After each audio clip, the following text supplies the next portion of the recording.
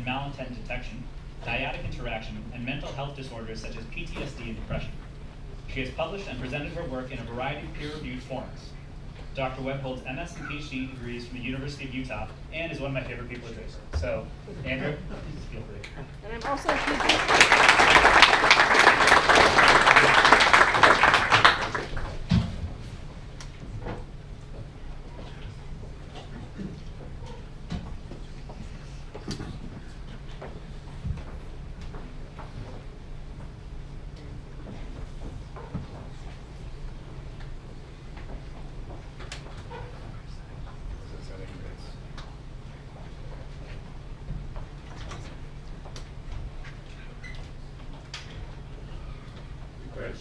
It's coming in there. All right.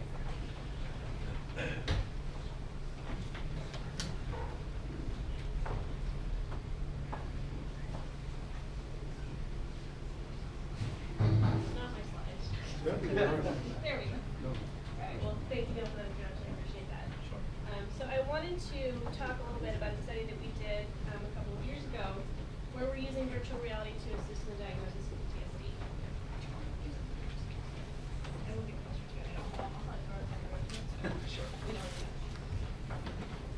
Alright, so I want to give you a little bit of background about PTSD and why we're doing this work in the first place. So if you don't know, PTSD is a disorder that affects veterans and civilians. It ends up being in the news a lot for veterans because it's a pretty prominent population, but it does affect civilians as well. So civilians end up with it too in terms of motor vehicle accidents, if you have to stick down the road or things like that. So it does affect a lot of people. But one of the tricky things about it is that it's comorbid with a lot of other things. So if you have PTSD, you also usually have depression, anxiety, substance abuse, things like that. So it becomes really tricky to actually diagnose that correctly. And the primary challenge is that these diagnoses are made via subjective patient reports. And that's really the crux of the issue. So with things like heart attacks and other types of medical disorders, it's really obvious what the issue is and how to diagnose it. With mental health, it's really tricky. Again, because people are reporting this based on their own personal symptoms, their interactions with their clinicians, things like that. So we really need these objective measures for diagnosis and treatment monitoring. Because if you don't know what you're treating, you can't actually treat it correctly. And a lot of folks end up in this vicious cycle of treat and repeat, where they come in, they get an initial set of medication and things like that. They don't get better. They go back and they do it again. So our goal with this work is represented on the figure on the right. So we're trying to accurately diagnose these things so that we can improve the outcomes for these folks. One of the main thrusts of our approach is that we're using physiology. So physiology is something that's very objective and quantitative. You can see it, you can measure it, so which is why I like it. And there has been some prior work showing that there are differences among those with and without PTSD in terms of how they react at baseline. So as you're just sitting there hanging out, we see differences in things like heart rate, skin sweating, muscle movements, things like that. And we also see differences in terms of how you react to external stimulus. So if I give you a loud noise, we'll see a difference in people with and without PTSD as well. And the really key thing that I wanted to focus on in this work was looking at responses to trauma-related cues. So if you have veterans or folks coming in, you show them a picture of their trauma. So if they're a veteran, they might have a war scene, things like that. We see nice differences as well in terms of their physiology. So virtual reality has been used more recently in terms of treatment. It's an up-and-coming treatment for PTSD, but it's showing a lot of promise because it's an immersive environment, obviously, but it's really been received well by a lot of the other population in terms of the veterans. So we wanted to see if we could leverage that in terms of diagnosing it as well. So we ran this proof of concept study a couple of years ago, and we were looking at 3 different groups of people. So these were all veterans. We were looking at people who didn't have trauma or PTSD, people who had experienced some sort of trauma but did not have PTSD, and folks who had a full-on PTSD diagnosis. So we looked at a lot of different assessments in addition to the physiology. So we did a lot of paper and pencil things because we wanted to be able to characterize our population. So we know demographics, medical history, medications, any substance use, their general anxiety and affect, things like that. And also some detail about their trauma. And then finally, the clinical interview. So this is the current gold standard for diagnosing mental health disorder. Typically take between 1 and 3 hours. It's lots of questions about what symptoms you're experiencing, your daily life, things like that. One of the challenges is that again, it's subjective. So it's you relating those experiences back to the clinician. So you might motivate to either under or over report, or you just might not remember. And so those are all challenges that the clinician is trying to sort of pop through as they're talking with you in this clinical interview. Very subjective process. So again, we were looking at physiology, and we looked at it during a number of different aspects of this protocol. So we had a baseline rest period, so they're just hanging out for 10 minutes. That's a long time to just sit there and do nothing. So sitting there, just sort of hanging out and resting with their eyes open, but just kind of trying to get to a calm state. I mentioned the startle stimulus before, so the loud tone. We did some of those as well. Again, the idea being that folks with PTSD are going to be a little bit jumpier. We all heard the stories about if you hear a backfire and a person with PTSD, they're going to have an adverse reaction to that. We also showed some generic emotionally evocative images and sounds. The idea here is that, again, folks with PTSD are going to react differently than folks without PTSD. And then the final piece were virtual reality videos. Typically with physiological studies, they try to use what we call ideographic stimuli, so they're actually tailored to you and your particular trauma. What I'm hoping to do here is be more generic than that, so these non-ideographic stimuli instead. Because if you want to use something in a point of care setting, it can't be something that's going to take 3 hours to figure out what your trauma is and then tailor the stimuli towards you. So we're focusing instead on generic sorts of stimuli. So we use some software called Virtual Rack. It's used for treatment of PTSD now. And we actually created 2 different videos. So these are just some quick screen captures right here. The idea for the treatment is that they can actually navigate through the scenes and use that as a therapeutic mechanism. Because we were doing a study, we didn't want them to actually get stuck or get lost within the scenario. So we created videos of the VR itself. And I programmed in different events that increase in intensity so that we have very specific stimuli to look at the physiology compared to. So the first stimulus might be an airplane flying overhead, and the last stimulus was always an insurgent running out down while shooting. So it's increasing intensity over time. And each video is about 4 minutes. Everybody saw both, but we flipped the order around so that we didn't have effects of video order.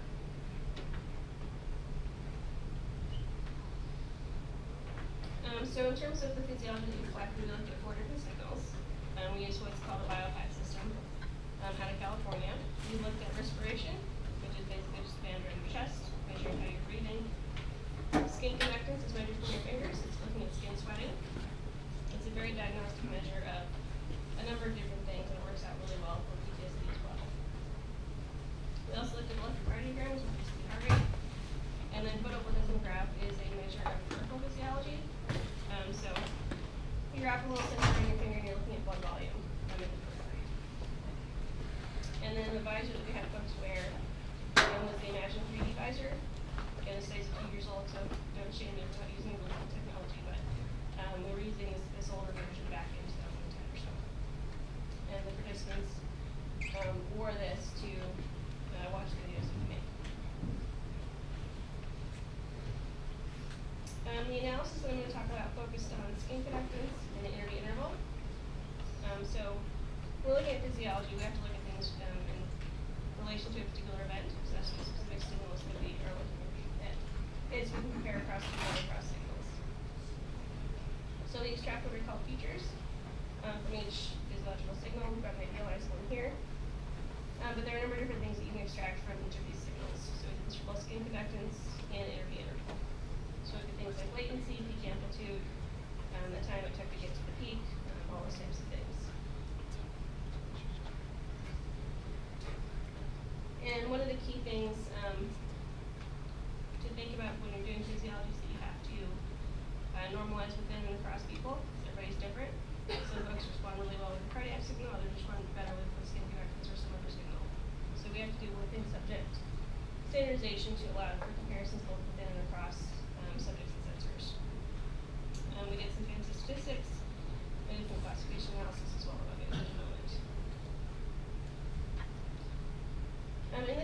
actually had 2 different data collection sites, one in Cambridge and one in Tampa, Florida, and we had a significant difference in heart rate. So I think this is not too surprising, but we found that folks in Tampa tended to have a lower heart rate overall than people in Cambridge. So we're much more complicated up here and much more chill down in Tampa. So we did see a significant difference there. The equipment was all the same, so it actually is a true physiological difference between Florida and Massachusetts. So we're a little bit too high strung up here. As I mentioned, we do a number of assessments to assess whether or not they have PTSD and how bad they have it. So we have the CAPS, which is the clinician assessment for PTSD. This gives you an assessment of severity of how bad they have PTSD.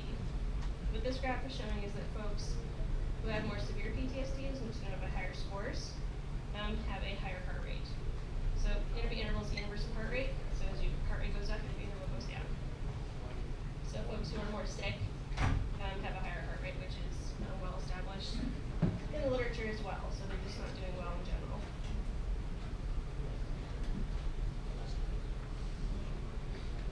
One of the key things again that we wanted to look at was how they react to these videos, because they're not stimuli specific to them; they're more generic.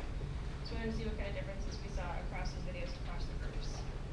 So what this slide is showing is that the folks who are in the PTSD group, so they're in the triangles, we've got the different events in the videos on the x-axis and their skin sweating scores on the y. And what this is showing is that the PTSD folks don't habituate. So these are looking at different scores between the 2 videos, and they're actually not habituating. So they're staying reactive across both videos, whereas the other 2 groups showed habituation over time. So they got less sensitized as they were watching the 2 videos. So the PTSD folks are staying anxious, staying amped up, and not habituated. So we showed that we have some differences among our groups. One of the key things, again, is we want to know how well we can actually diagnose PTSD as compared to people without and people with trauma. So we did some classification analysis. And what these 2 plots are showing are the accuracy levels for each of these groupings of subjects. So in this one, we've got control versus trauma. And the diagonal here is the percent correct. So what we're showing here is that by using these physiological scores for these videos, we can correctly classify close to 80% of the participants, which is pretty good. This chance is 50%. So we're doing quite a bit better than chance, which is a good thing. Looking at control versus PTSD, we're again doing pretty well. Overall, we're about 82%. And trauma versus PTSD, we're doing even better. So we're actually close to 100% accurate looking at trauma versus PTSD with these physiological features.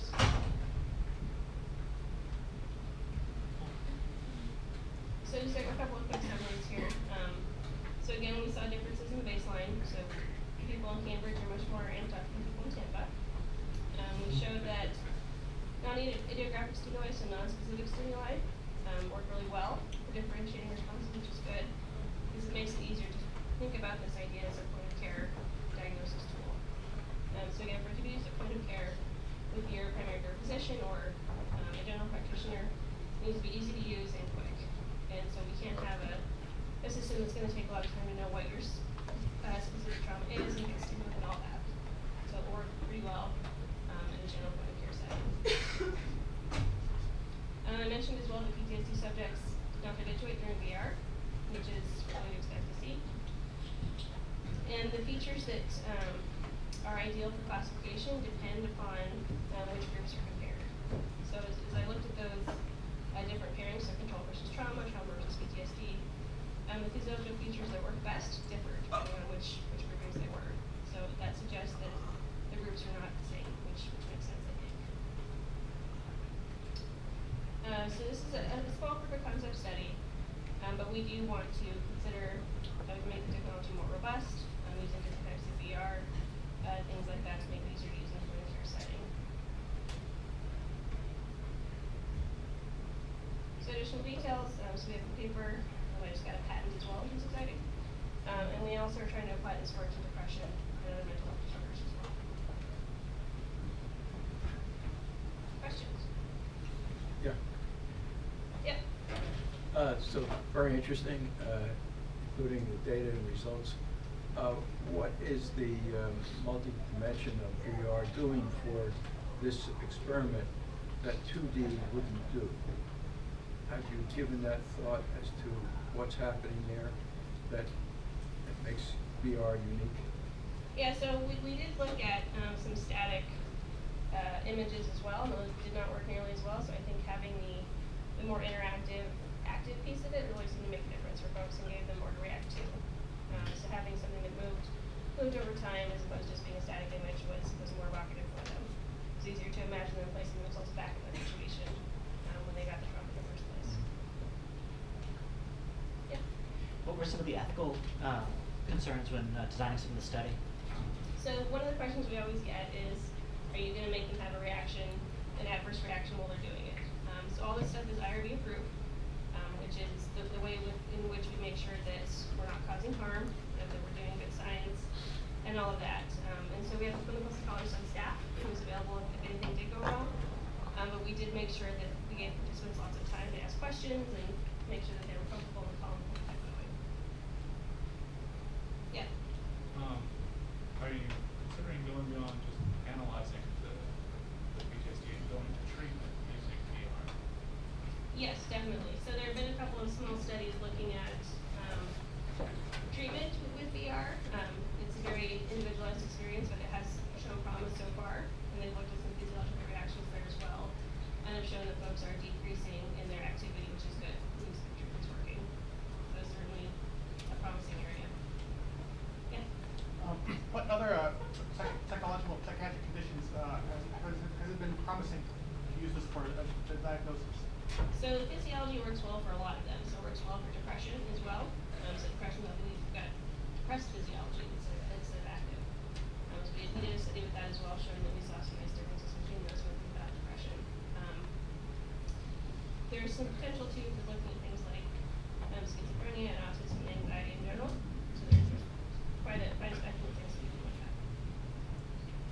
Yeah. It seems like there's often a very long delay between the time the patient is inflicted with the PTSD in the first place and they get treatment. And unfortunately, a lot of them end up committing suicide during that period. Yep. Do you think that VR-based diagnosis could speed up that process? That is my hope. As I mentioned, right now there are many cycles of treat and repeat. If we can get it right the first time, by using something more quantitative, I think we can reduce that level of traumatic outcome for sure. Yeah. Are you looking at all how virtual reality can be combined with EMDR? Couldn't hear the question. Could you repeat? So we're looking at how VR can be combined with EMDR, which is eye movement desensitization therapy. So I do have a colleague who is working on a therapy called ARCH, which is accelerated resolution therapy, which uses aspects of EMDR. But we have not yet combined VR with that. It's an interesting idea. I should think about that one. Yeah. I'm curious if you had any like additional exposure to general VR experiences before, like memory specific things that you were going to just like a few weeks to it to make sure that like you're like for slide memories that you're able to like specific like stress and how many like sort of being in VR for the first time. Yep. Yeah. So physiological measures work well in a lot of different domains. The key is knowing sort of how you're tying it to an event or a stimulus. So we do know that physiology works well for deception, intent, emotional affect, all sorts of things. So, and also by using people as their own baseline, we're getting rid of any sort of orienting responses, things like that. So it does work well, but it is important to do those types of things to be sure that we're not catching those types of things instead. Yeah. Thoughts of what you've done as a PTSD preventative or as a diagnostic for those who are going to find themselves in the kind of environment that may lead to the condition, to identify those with a predisposition as a precursor to suggesting that those individuals shouldn't be in that environment? Yeah, the prevention thing is a tricky one for sure, because that leads into specifically with the military context for selection. So there's certainly a lot of interest in knowing who's going to do well and who's not. It's been difficult though to know really what those predictors are and how people are going to react differently once they actually get in the situation. So there are some baseline things that I think are good indicators that you might not do well, but there's a lot of work looking at resilience too and how that can tie into and kind of build up over time. There's an area called post-traumatic growth, which is looking at folks who experience these types of things but actually get better instead of worse. So it's a ripe area for research, but kind of a tricky one in terms of the selection process. Mm-hmm. Yeah. Kind of building on that, have you thought about using it as a sexual assault prevention tool at all? I'm sorry, what? As a tool for sexual assault prevention. Sexual assault prevention. Given that many victims freeze and paralyze in Yep. this kind of situations, could being exposed to that preventively help diminish the possibility of being assaulted? Potentially. Yeah, no, that's an interesting one. I don't know. It's a good question. Think more about that one. Yeah. So this is sort of maybe a little bit tangential, but given what you've seen with the power of VR and immersion, do you think that VR experiences could actually create traumatic and PTSD type symptoms in people? That is certainly a fair concern as well. There's a tricky line too, because most of the therapies that are used that are evidence-based with things like PTSD are exposure-based, so they actually do put you back in the situation and have to sort of do it again. So VR has the potential to make that even more vivid, I think. But the work that's been done so far certainly shows a lot of potential. I think we do need to think about that carefully and be sure that we're going far but not too far. Any other questions for Dr. Webb? One more quick one. I've heard that there are some concerns about false memory creation in children in VR. Have you done any research in that area or do you know about any of that? I've not done research in that area, but false memories are a huge issue with a lot of things. So that applies to children as well as to there's related research in terms of eyewitnesses and things like that. So in terms of our memory is fallible, right? We've all experienced that. It certainly is a concern there too, and it's very important to be sure that you've got the right clinician who's not going to be doing leading things and sort of planting those seeds inadvertently or for a purpose, for sure. An ethical issue. Okay, is that it? Thank you.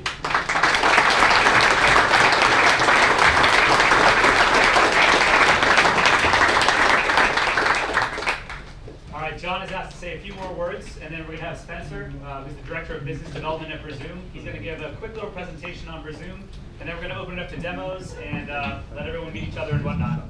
So John? Yeah, I'll be really quick.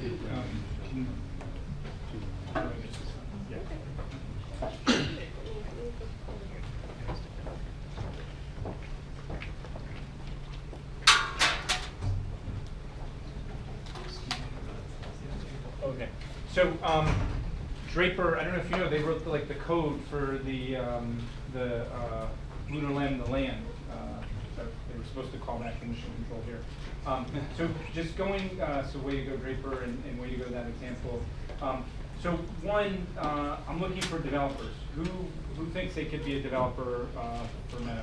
So feel free to email me.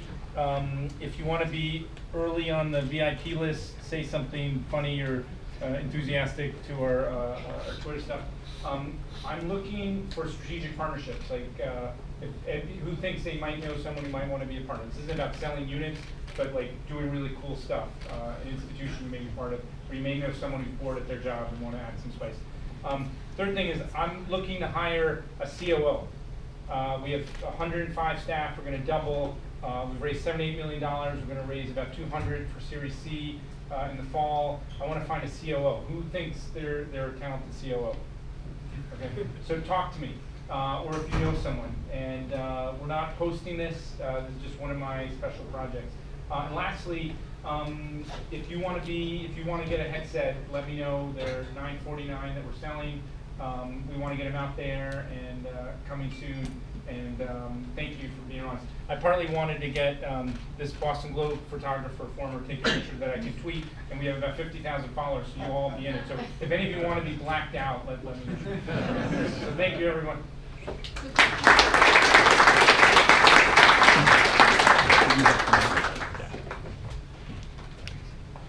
Love Neil.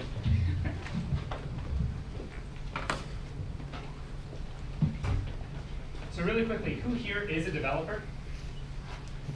how many of you are working on projects outside of a 9-to-5 job, working on your own ventures? And who here is an investor? Okay. I had to raise my hand. Talk to each other.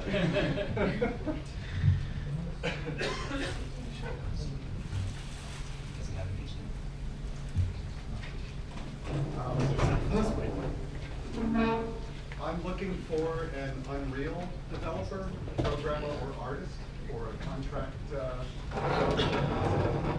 growth opportunities in the future.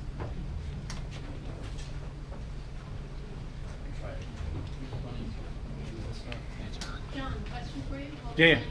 You mentioned an augmented reality conference January Yeah. 16th, 17th? 17th and 18th. It's the day after Martin Luther King's birthday, right before the inauguration. 6th floor of the Media Lab called AR in Action. It's not AR in science fiction, AR.org. We're going to have fireside chats with brilliant people who are going to show applications of AR. We're going to have demos of people who've done stuff with it. We're going to have a hackathon. It's going to be an amazing event. And if you have ideas, if you want to be part of the organizing committee, and this is an example where I want Boston to lead the space. So AR in Action. ARinaction.org. .com, someone bought that, so I didn't buy that one, but AR.org. Hi, I'm Mark. Hey, this is Lee.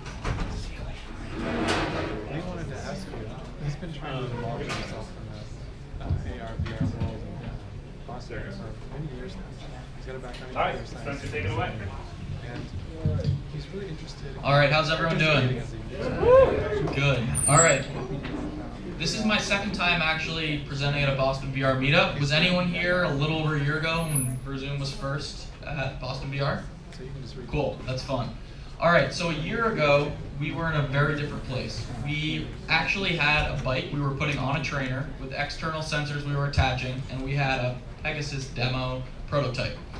Now we're in a very different place. So for those of you who don't know us, we're a local Harvard Square-based startup, and we're a virtual reality exercise game platform. My name's Spencer Honeyman, and I'm the Director of Business Development. So I'm not going to give you guys a pitch today on why you should go buy a Zoom, but feel free to. It makes my life better. But what I'm really going to talk to you guys about is what we really believe the future of VR is, and some of the different ways you guys can work together as a community to create really compelling content and change the world from an exercise, a health, wellness, in a lot of different ways in virtual reality. So e-game platform, that's a new term coined by our CEO, Eric Jansen. And our mission at Zoom is to create a virtual reality exercise game platform, or e-game, that motivates users by harnessing their emotional response in VR and motivates them to move.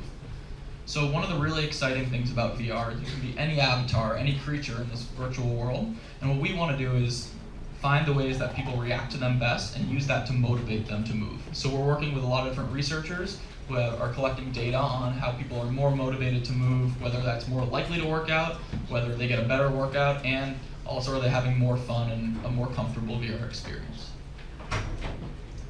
So our catchphrase at Zoom is say goodbye to your boring workout.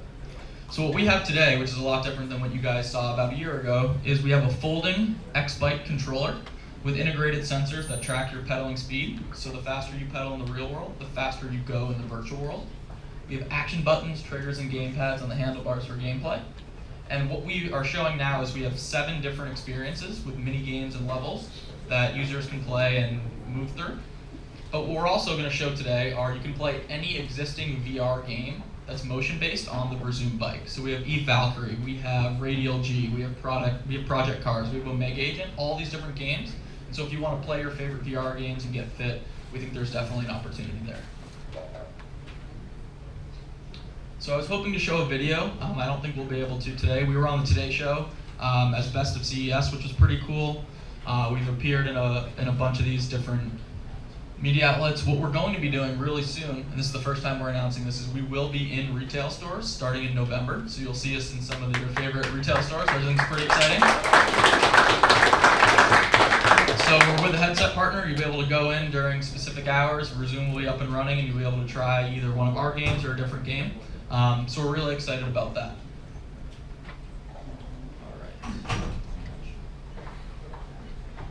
So some of the other things we're working on. So right now we have our consumer product, which is shipping. So you can check it out on our website. We're on Amazon, GameStop, Target, Best Buy, and Microsoft stores. But some of the other things we're working on, and that's what I think is really interesting for the VR community. So we don't think, although it looks like a bike, we consider ourselves an exercise game platform. It's just a way to move through the virtual world. And we don't think that's just for your hardcore VR enthusiasts. We want that to be for everyone. We want to be for the mass market. And so we're going to go after the hardcore fitness market as well through an OEM fitness partner, which we haven't announced yet. But basically think any stationary bike, recumbent, upright, seated elliptical, rowing machine. They will all license our tech. And so we believe the standard will be 5 years from now. If you go into a gym and it doesn't have a VR or AR capability, it'll be junk, it'll be thrown out, it'll be boring. Because watching TV, listening to music, these are all ways to distract yourselves, but what if you could actually motivate yourself? This isn't just how do I get through my 30 minutes, it's you're enjoying this experience, you're moving through this experience, it's social, it's engaging, and it's fun.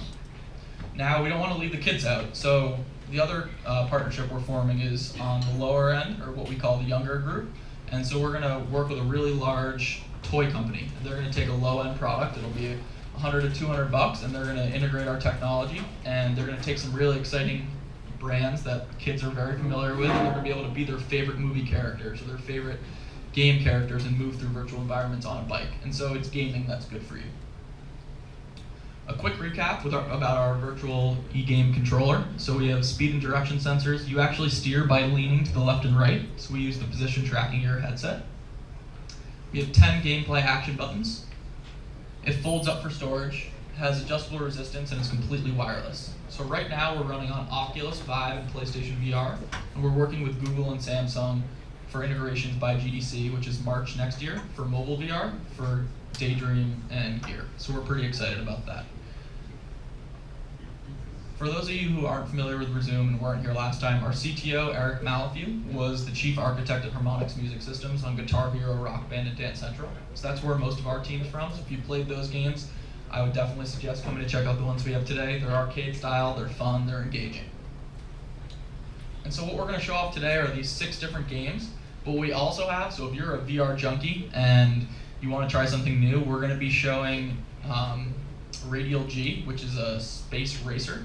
On the bike. It's the first time we've ever showed what's called our gamepad emulator, which it's a test to how much VR sickness you can take.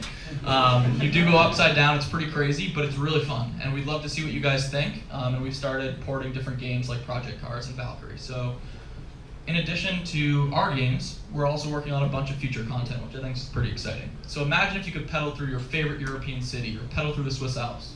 We're working on that with Google. VR tourism, so before you spend thousands of dollars to take a vacation somewhere, you could check it out first and see what you think of the sites. Esports, so imagine now you're competing but you have to be in shape because if you can't pedal fast enough, you're not going to win the game. And VR sim, so we always get asked about bike sims. I'm sure that question will come up today. We're actually working on one just as of now, but we wanted to show the different type of experiences you could have in VR before we did a bike sim, because that was our first piece of hardware. So we talked a little bit about this. We do have a free Unity SDK. We have over 100 developers signed up right now creating content, which we're really excited about. So if you're interested in creating a game, or if you have an existing game you think would be awesome to play on the bike, stop on by. We also have our gamepad emulator, which is the existing games, which we'll be showing today. So if you come by for a demo, you can try the Resume games, or if you're up for the emulator and want to try Radial G, just let me know. On the health and wellness side, we integrated with Strava, and we're working with Fitbit on integration and other wearables companies. So not only are you going to play these games and have fun, but you'll be able to track the benefits. And so we think that's really important. I'll go through this really quick. The bike and the games are bundled together for $3.99. So if you want to check them out, you can check them out on our website or any of these retailers. And we do have about 500 of them out there right now. So we'll be shipping in the thousands coming at the holidays, but we've got a ton of feedback. So we really do appreciate all the play testing. That's how we made these games. That's how we went from a bike on a trainer to an actual consumer product. So we thank you guys for coming by and trying it out and being honest with us. So let's talk about VR locomotion discomfort, or sim sickness, or nausea, as people in the VR industry don't want to call it. So we do believe there is an issue with VR locomotion because you believe you're in this virtual world. It's very immersive, and oftentimes you'll just be moving your thumb a quarter of an inch on a joystick to move forward in the virtual world, and there's that disconnect between your body and mind. That's a sales guy way of saying, I don't really understand the technology at a very granular level, but that's basically what's going on. And so you have issues with your labyrinthian system. Now, we combat that in 2 ways. So people usually see a bike and think fitness. We think ultimate VR controller. So your body moves proportionately with your pedaling and your leaning, so you become the joystick. And then we do have these proprietary software-based motion controls that move you through the virtual world in a very specific way. So if you do come check out Zoom and give it a try, we'd love to see your thoughts on that. And if you've played existing games and then you try it on Zoom, we'd love to get your feedback on how the experience differs. I won't bore you with our IP. Why Zoom? So we think it's a really exciting mass market health wellness application for VR. It can drive new customers to stores, people who don't have the PC right now to drive an Oculus or a Vive. And we like the fact that it's good for you. And so I'm going to stop there today. I know that was quick and fast-paced, but you guys have been sitting for a while. Those were awesome presentations before me. So what I'll do is open up for questions, and then would love anyone who wants to come by to check out Zoom. Have you thought about other kinds of exercises, like treadmills, for example? Yeah, so we have thought about that. We will be working on licensing our technology to other high-end fitness manufacturers. Treadmills make me a little nervous because people fall off treadmills without a VR headset on. So I think we need some serious insurance for that. But Virtuix Omni does do an omnidirectional treadmill where you're harnessed in. I think more likely we look at a recumbent bike, rowing machine people are working on for the commercial space, seated ellipticals. I think there's a lot of different ways you can go. But I think VR is so experiential, they're just things you need to try. And so we've done some early experiments, but we will be doing some alpha testing early next year. I just had a question for you. There's a lot of startups obviously around and stuff, and I want to know, you guys are very impressed with where you are, where you're going. When you first got started, I mean, you've got all these relationships now with Google and many other names that you named off.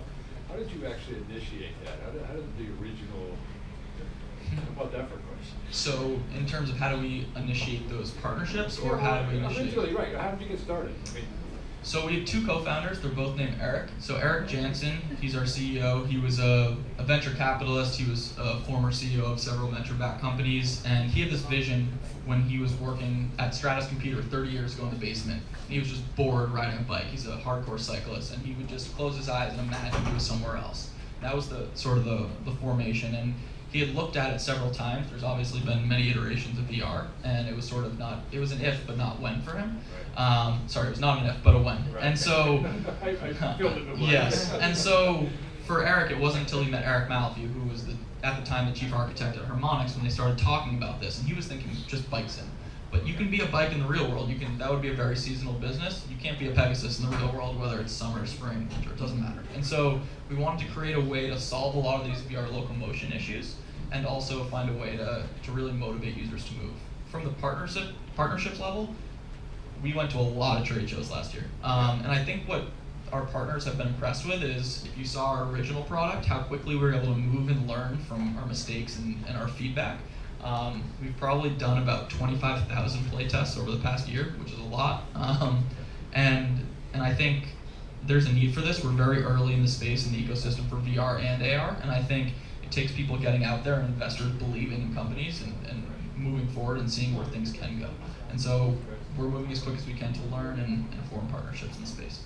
Yeah. I'm just wondering if you thought about the idea of using this to teach elderly people how to move safely or exercise their body safely if they're not familiar with the problems they currently have. In other words, doctors could give you advice on safe movement. So like rehab applications? Yeah, and also I was thinking Japan would be a good market for you if you haven't done that. So we were in the US now, we will be in China and Japan early next year. So rehab we're definitely looking at.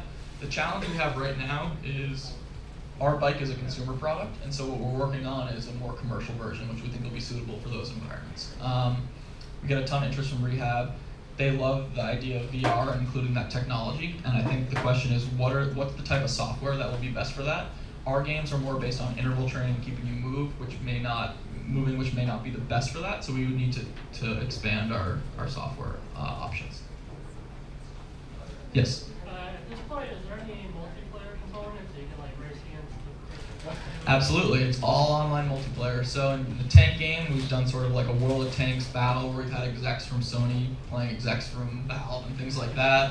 We've done a lot of fun stuff. My favorite's the car racing game, so it's It's just how fast can you pedal, but you have to take the turns correctly, and you're actually a dog in a race car, so we don't take it too seriously. So you can definitely check that out. Any other questions? All right, well, thank you guys for your time, and hopefully see you guys soon.